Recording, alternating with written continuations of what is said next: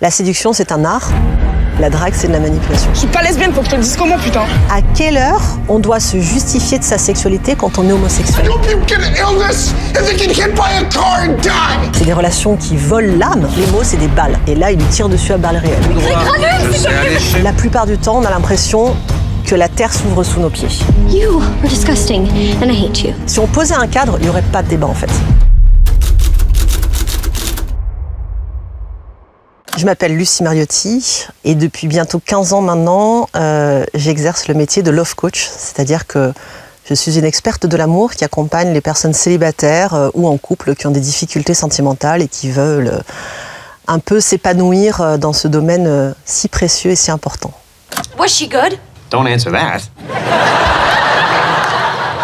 Le coaching à travers la porte. She said you wanted to talk about it. Let's talk about it. How was she? She was awful. She was horrible. not good. Nothing compared to you. Ils font mon métier. She was different. Oh. Good? Different? Nobody likes change.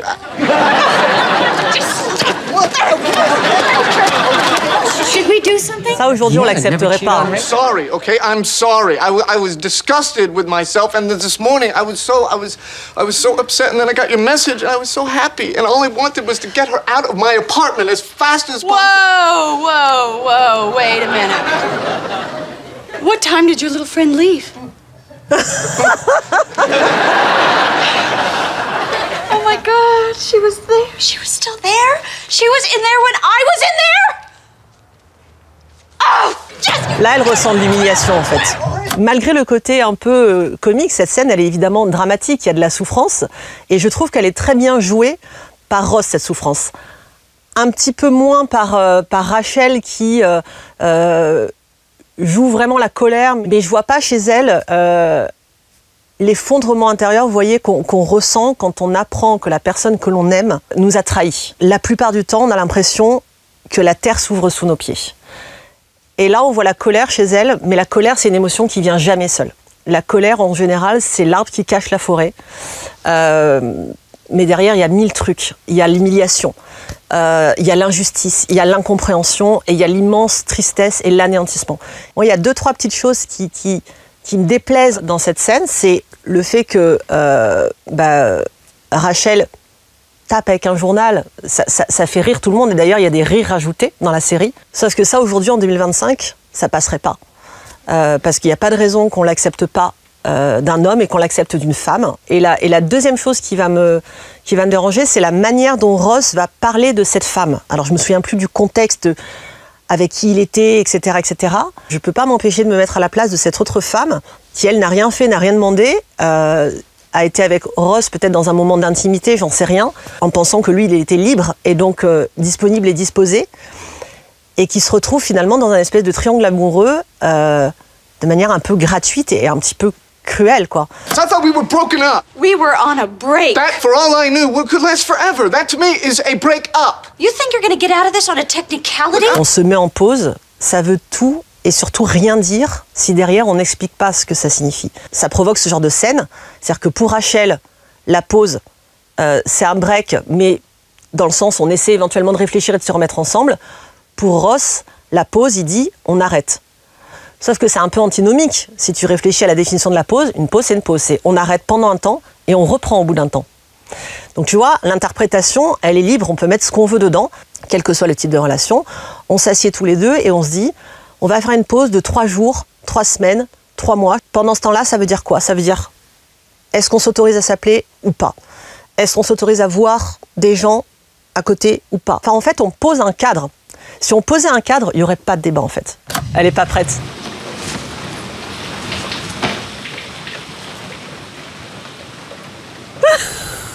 Fuck! Seriously? It's like you're photoshopped. Can I... On va vérifier que c'est vrai, quand même. Can't you take off your dress? No. Yes. No way, not with all that going on. No, thank you. Is there dim lighting somewhere? Oh, God. Ça, c'est typiquement Okay, so féminin. then what do we do? What happens now?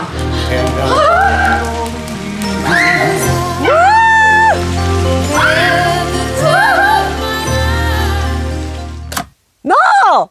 C'est interdit de couper cette scène. C'est the scène. Alors, technique de drague, ça peut faire très péjoratif parce que ça peut donner une impression de piège à nana ou de piège à mec. Hein, d'ailleurs, ça marque dans les deux chances, mais on va dire plutôt des tips de séduction. D'ailleurs, j'ai jamais aimé le terme drague parce que si on le prend au sens littéral du terme, draguer, c'est racler le fond. Donc, c'est pas très joli, mais en effet, oui, les leçons de séduction qu'on peut apprendre, les petites astuces de séduction comme ça, elles peuvent permettre à quelqu'un qui est pas très à l'aise, qui se sent pas très en confiance, qui a un peu des complexes ou qui est un peu dans un syndrome de l'imposteur, de se sentir mieux à partir du moment où son astuce, elle est noble et où c'est pas un piège, justement. What's your move? What do you mean, what's my move? What's your move? Like, what's your big move? I got lots of moves. What's your big move? I'm not telling you my big move. Tell me your move. You're not ready for the big move. Yes, I am. I want your big You move. can't handle the big move, trust Tell me. me your big move. I work Dirty Dancing into the conversation.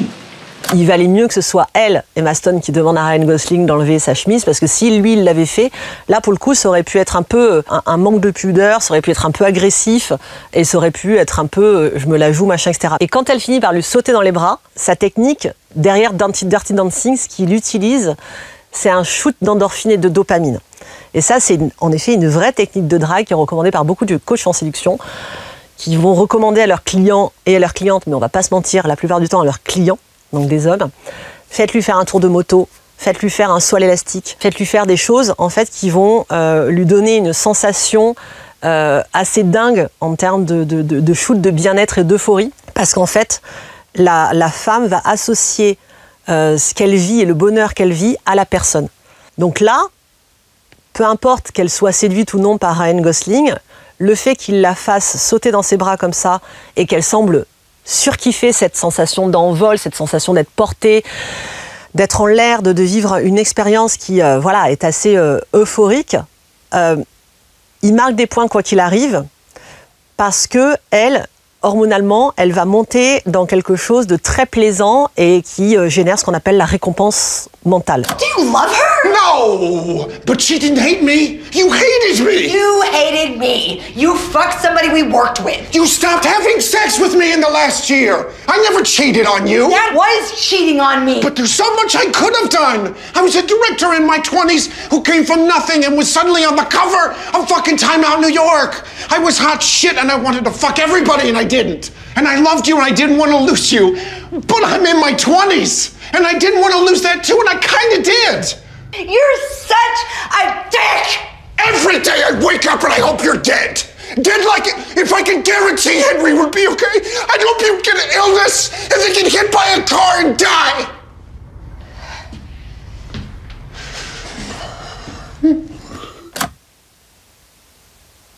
Je vais prendre 5 minutes pour m'en remettre. Waouh! En fait, je suis hyper touchée par lui.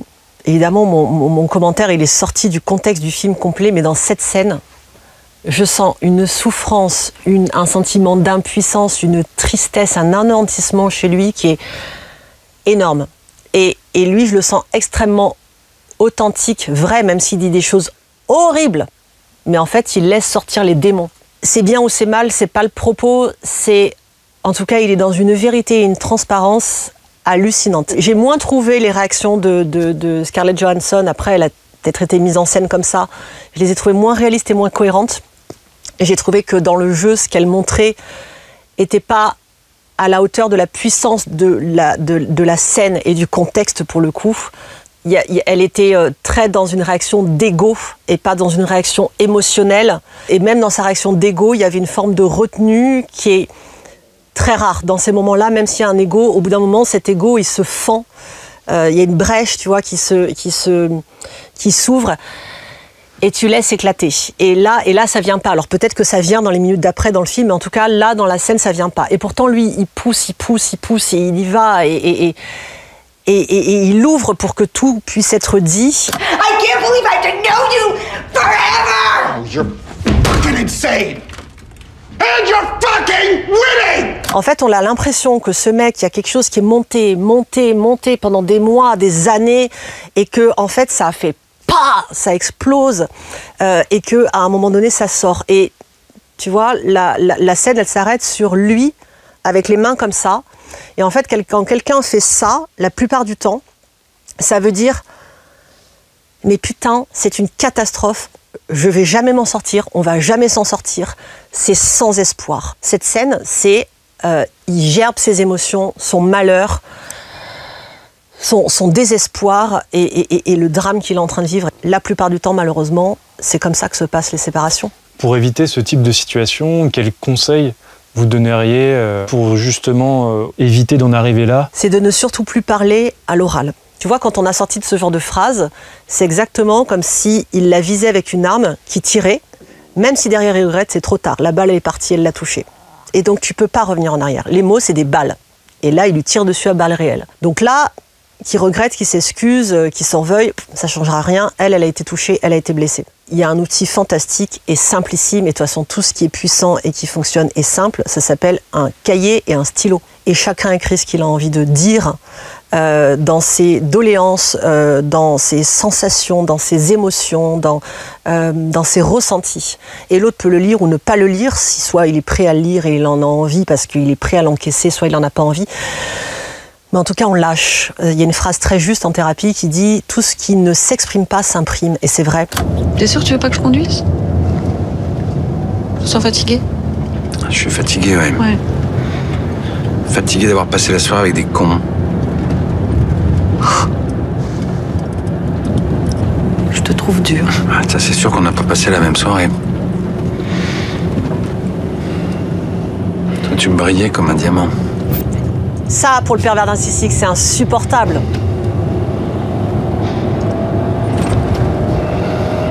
Ah, tu dis plus rien? Ralentis. Ah, c'est pas intéressant la conversation avec moi? Je suis pas assez intellectuel, c'est ça? Greg, arrête s'il te plaît. Le pervers narcissique, tout ce qu'il ne peut pas obtenir, bon, il le compris, détruit. Hein? T'as peur de quoi? Que je nous plante dans le décor? Tu me fais pas confiance? Mais si, Bah bien non, sûr tu me que fais pas si, mais confiance. si. Bah non, tu me fais pas confiance. Greg, si, je te fais confiance. Non, mais qu'est-ce que tu fais là? Rallume. C'est bon, c'est Greg, rallume. Ah, mais c'est tout Greg, droit. rallume, Je s'il te sais plaît. aller chez moi, Greg, mais... s'il te plaît, j'ai peur, rallume. S'il te Calme-toi, plaît. regarde que c'est Rallume. joli. On voit même les Greg, j'ai petites peur, s'il te étoiles. plaît. Greg. Lui, ça l'amuse, c'est jouissif, c'est exactement ce qu'il voulait. Il jouit de son malheur, de son mal-être. Voilà, là, il est content. Là, il est très content. Et voilà, et maintenant, je m'excuse. On peut faire une pause? C'est exactement comme ça que fonctionne la perversion narcissique et l'emprise. Beaucoup de femmes qui viennent me voir se disent « Mais comment ça se fait que je suis accro à ce mec qui me traite comme ça ?» En fait, le schéma de la relation perverse narcissique, toxique, manipulatrice, malsaine, etc., que ce soit dans ce sens ou dans l'autre. Là, dans ce film, on montre un homme qui met une femme sous emprise. Ça existe dans l'autre. On en parle beaucoup moins, mais ça existe énormément. Au départ, on pratique ce qu'on appelle le love bombing. Je t'inonde d'amour, d'attention, de compliments, de générosité, de romantisme. Et puis je commence à te descendre. Et puis je te remonte, et je te redescends, puis je te remonte, et un peu plus bas, un peu plus haut, un peu en stagne, un peu machin, etc. Et en fait, l'être humain est ainsi fait que neurologiquement, tu deviens dépendant comme à une drogue. Je suis tellement fier de toi. Vérité, vérité. Vérité. Le pervers narcissique se met toujours avec une personne qu'il trouve brillante. Parce que lui, il espère qu'au contact de cette personne, il va devenir aussi brillant qu'elle. Je résume, c'est très schématisé. Quand il se rend compte qu'en fait ça ne suffit pas et qu'il n'y arrivera pas, il commence à détruire. Parce qu'il préfère détruire que ne pas y arriver ou partir. Et donc là, c'est ce qui se passe. Tu vois, elle lui dit « T'es fatigué, est-ce que tu veux que je conduise ?» Au lieu de dire, comme dans une relation saine et normale, « Non, ma chérie, c'est bon, je vais conduire, je suis un peu fatiguée, mais il nous reste 3 km à faire. » Là, il chope une occasion qui part d'un bon sentiment pour lui faire un reproche. C'est pas caricatural, ça se passe vraiment comme ça. Et on pourrait se dire, mais pourquoi les femmes ou les hommes dans ces relations restent? Exactement pour la raison que je viens d'expliquer. C'est-à-dire que ces personnes-là, inconsciemment ou consciemment, vont créer chez l'autre une dépendance à ces sensations hyper fortes de haut et de bas et de haut et de bas, leur faire croire que ce qui était au début soi-disant vrai est vrai et que du coup, si ça a changé, c'est de leur faute. Et donc, elle finit par se dire, s'il a changé, c'est forcément de ma faute. Et c'est ce que lui fait croire. Cette emprise mentale, cette maltraitance psychologique, et là, je vais citer les personnes que je suis, elle est presque, voire pire que la maltraitance physique. Parce qu'elle est tellement insidieuse, tellement perverse, tellement vicieuse, qu'elle te rend fou, en fait. Elle te rend fou, elle détruit tout. Et en fait, quand on est détruit, on n'a plus de force. Et pour partir, il faut de la force. Right, everyone, this is Bridget. Bridge, this is Hugo and Jane, and obviously you know Cosmo and Woni. Hi, Bridge. There's Alistair and Henrietta. Hello. Julia and Michael. Hey. Joanne and Paul. Hello. And Jeremy's partners from Chambers. This is Natasha Glenville and Mark Darcy. Hi there. Hello. Not in your bunny girl outfit today? No. Méchante. We bunnies only wear our tails on very special occasions. Right, B, sit yourself down. Là, c'est marrant parce que je sais pas si c'est un réalisateur ou une réalisatrice. Hey, Bridge. La manière dont les couples se présentent, elle est vachement symbolique. T'as vu, ils sont hyper fusionnels, ils répondent ensemble, ils sont à côté. C'est presque surjoué pour donner le côté tu vas tenir la chandelle. Right. You really ought to hurry up and get sprogged up, you know, old girl. Oh. Times are running out. Tick-tock. Oh. Yes, yes. Tell me, is it 1 in 4 marriages that ends in divorce now, or 1 in 3? Contre 1 in Kems. 3. Seriously, though. Office is full of Solidarité. single girls in their 30s. Fine, physical specimens, but they just can't seem to hold down a chap. Yes. Why is it there are so many unmarried women in their 30s these days, Bridget? Oh, moment de solitude. Well, I don't know. Suppose it doesn't. En plus, ils l'ont mis en bout de table. Hein. Underneath our clothes, our entire bodies are covered in scales. En fait, tout dans la mise en scène est fait pour justement montrer cette solitude, cette différence et ce côté à part. Donc c'est très bien mis en scène, c'est très bien réalisé. Tous ces couples un peu presque cucu, hi, on dit bonjour de la même manière, on se touche. Enfin, moi, il y a un côté presque caricatural du couple fusionnel. Personne fait ça dans la normalité, évidemment. T'as toujours des cons, des gens un peu, des tontons un peu bourrés à Noël qui ont des remarques un peu de ce genre-là. Mais là, dans un dîner comme ça, ils la connaissent pas. Ça a l'air d'être des gens quand même un peu éduqués. Personne ne dirait ce genre de choses. Mais ça montre bien, malgré tout, la pression sociale que reçoit particulièrement la femme pour ça. Il ne faut pas croire les hommes la reçoivent dans d'autres domaines. Aujourd'hui, elle existe toujours, sauf qu'elle est beaucoup plus insidieuse, hypocrite, cachée dans des messages subliminaux, du style la belle-mère qui va dire à Noël regarde ton frère quand tu prends ton neveu dans les bras, c'est tellement mignon, tu voudrais pas toi aussi faire l'expérience de la maternité, alors que tu lui as dit 50 fois que d'abord tu n'avais pas trouvé la personne avec qui le faire, que tu aimerais bien et que c'est pas de ta faute si tu l'as pas.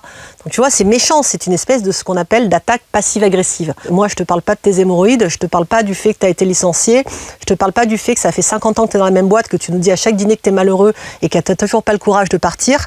Je t'en parle pas parce que je sens que pour toi, c'est un sujet blessant dont tu n'as pas envie de parler. Moi, je n'ai pas envie d'en parler, donc on va appliquer la même bienveillance avec moi. C'est un peu raide, mais ça fait du bien. Et pourquoi elle va me chercher devant le lycée? Rien, parce qu'on est copines, c'est tout. Copines? Pourquoi on la connaît pas, là? C'est ta pote. Parce que je la connais depuis pas longtemps. C'est tout. Et tu lui lèches déjà la chatte? Tu dis n'importe quoi. T'es rapide, toi. Arrête, vous étiez collés comme ça. On se parlait, ça n'a rien à voir. On se parlait, ouais. Tu parles à tes potes comme ça, toi? Ah non. Oui, mais juste assume. Après, je m'en fous, tu vois, c'est ton monde. Tant que tu me mêles pas à ça, moi, sache que je suis ta pote, jamais tu lâcheras ma chatte, tu vois. Jamais. Je te toucherai jamais, arrête de dire n'importe quoi, je suis pas lesbienne, putain, tu veux. Sois pas agressive, t'énerves pas. Ta gueule, t'auras de dire que je suis pas agressive, c'est elle qui m'agresse depuis 1h30 en disant n'importe quoi, je me défonce et tout. Et là, c'est toi qui es énervé, d'accord? Nous, on a Je suis énervée parce que tu dis n'importe quoi devant tout le monde depuis tout à l'heure, je suis pas lesbienne, faut que je te le dise comment, putain.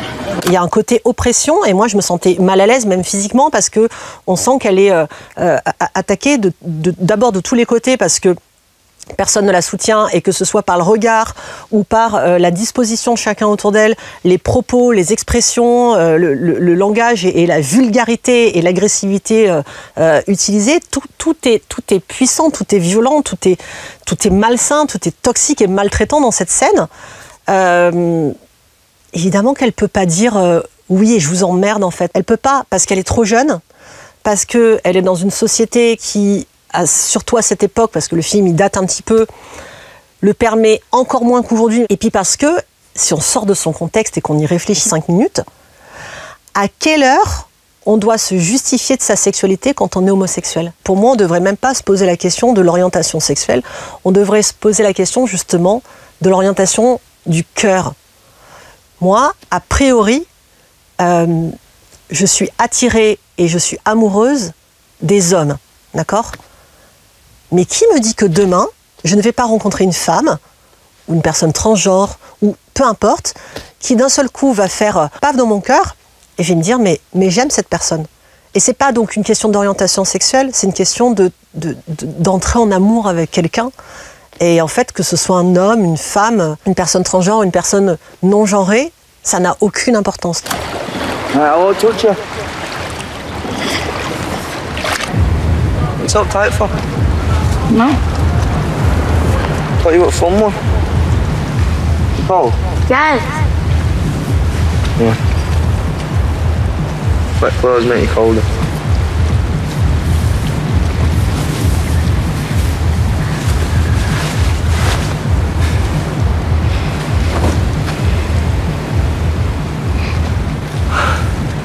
Chill out, it's not like I'm asking you to marry me, is it? What do you mean, this isn't the wedding?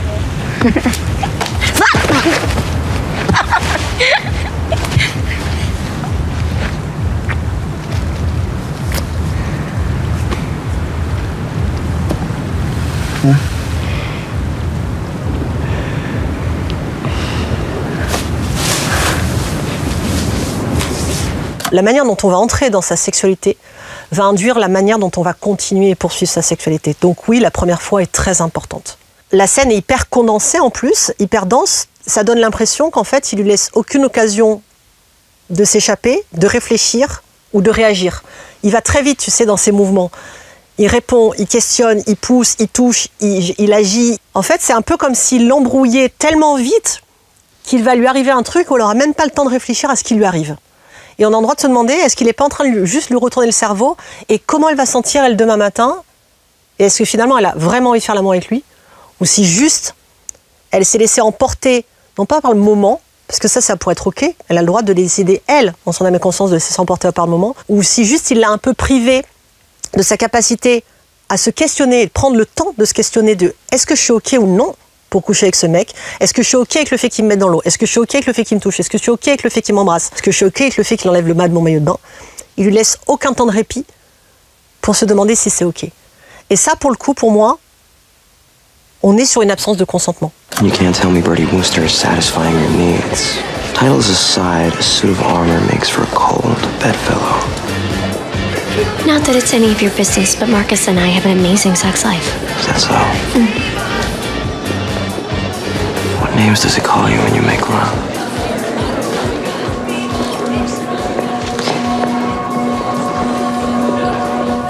Where does he put his hand?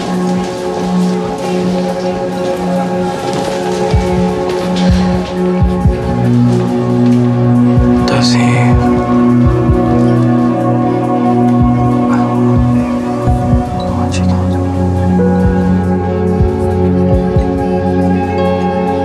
Have sex with me. What? Just once, it's all I need. You were disgusting, and I hate you. And why are you still holding my hand? I have a party toast. On est vraiment sur l'homme essuie-glace. Suis-moi, je te suis, suis-moi, je te fuis, suis-moi, je te suis, suis-moi, je te fuis, suis-moi, je te suis, suis-moi, je te fuis. C'est détestable parce que c'est une forme d'emprise, c'est hyper toxique aussi, c'est-à-dire qu'en fait, on est sur un type qui a un ego surdimensionné et qui ne supporte pas qu'il y ait d'autres coqs dans la basse-cour. En fait, on est vraiment sur ça. Il y a deux choses qui se jouent, et à la fois le sentiment qu'il a que c'est un objet dont il a la propriété et qu'il possède, et le fait de ne pas supporter qu'un homme puisse jouir de cet objet, et j'utilise le terme jouir volontairement puisqu'on parle de sexe. C'est-à-dire qu'en fait, peut-être que sexuellement c'est moins intense qu'avec lui, mais peut-être qu'elle est 10 fois plus heureuse malgré tout dans la relation. Ça fait partie d'un des piliers de la relation, mais on peut très bien avoir d'ailleurs de belles histoires d'amour avec une relation platonique ou une sexualité qui est peut-être moins expansive et moins belle, mais qui s'inscrit dans un écrin relationnel beaucoup plus pur, beaucoup plus sain et donc beaucoup plus épanouissant et heureux. Et je crois que plus tard dans la série, ça se retourne contre lui et qu'il finit par vraiment tomber amoureux, entre guillemets, et se retrouver à la place de l'arroseur arrosé. Cette figure du bad boy, Elle a été pendant longtemps et encore aujourd'hui valorisée. Cette figure-là, est-ce qu'elle a un impact sur nous, nos propres comportements, nos propres rapports de séduction ou amoureux? En fait, ils ne font que mettre à l'image des fantasmes. Sauf qu'ils ne rappellent pas que ce sont des fantasmes. Ils donnent l'impression que c'est normal et que c'est souhaitable de vivre ça. Ils donnent l'impression que l'amour, ça doit être ça, parce que sinon, c'est pas excitant, c'est plan-plan. Combien de fois, moi, j'ai entendu, quand j'étais plus jeune, des filles dire « J'adorerais être amoureuse de mon meilleur pote, il est gentil, c'est un mec bien. Mais moi, je suis amoureuse du salaud au collège ou au lycée. » Il y a 1000 raisons à ça et j'ai pas 2 heures pour les expliquer, mais oui, les contes, les livres, enfin la littérature, les médias, les journaux, les pubs, les films, etc., et les séries ont beaucoup influencé ça.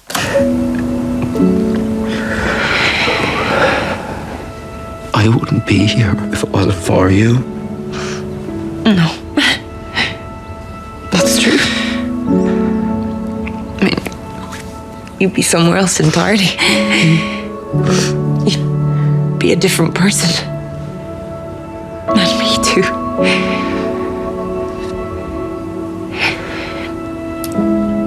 But we have done so much good for one another. You know I love you. And I'm never gonna feel the same way for anyone else. I know. On pourrait imaginer que c'est too much et que c'est de l'hyper-verbalisation et que c'est trop et que ça va trop loin. Moi, je trouve que c'est presque comme écouter une poésie sous forme de dialogue. Il y a quelque chose de très poétique dans ce qu'ils partagent.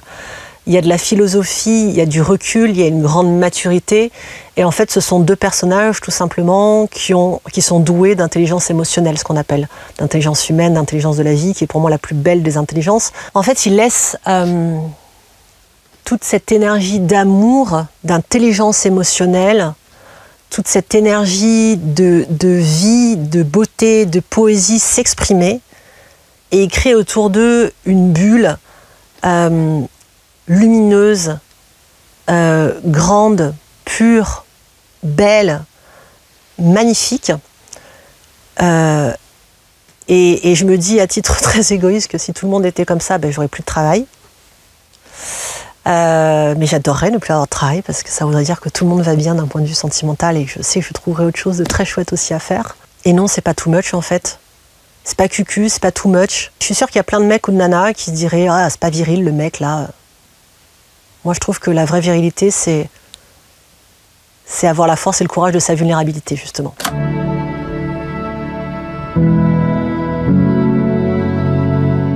Comment expliquer que l'amour touche autant les spectateurs et traverse autant les générations?